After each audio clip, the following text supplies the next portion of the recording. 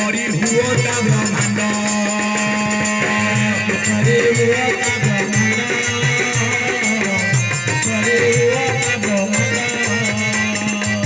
पिंड ब्रह्मांड एक मत जानती सुजानी पंडित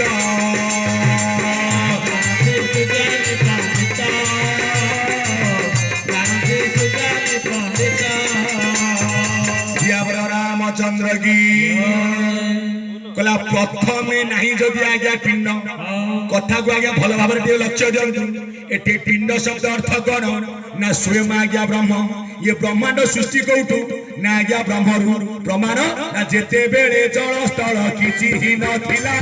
निष्ठक भावरे सेही ब्रह्म रहिथिला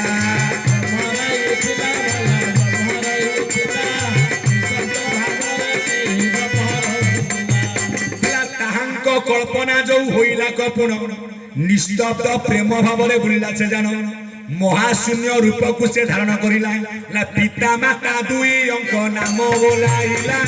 पिता माता दुई अंक नाम बोलाइला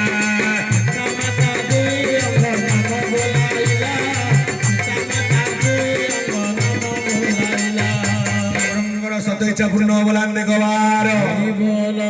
सजन मंडली जिते बड़े ये सृष्टि आज्ञा नाश जाए थांती किए